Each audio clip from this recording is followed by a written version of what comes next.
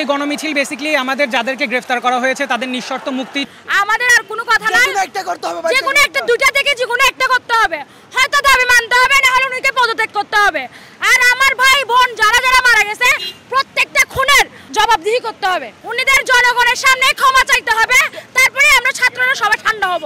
দেখেন সরকার কিন্তু শুরু থেকে কন্টিনিউয়াসলি আন্দোলনের সাথে যে আন্দোলন কর্মী আছে তাদের সাথে সফট না হয়ে বরং তাদের সাথে কঠোর হচ্ছে।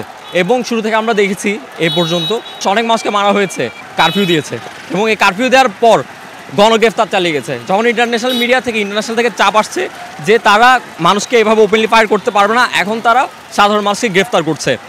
আমাদের এই আন্দোলন ততদিন চলবে যতদিন পর্যন্ত আমরা খুনির বিচার হবে না।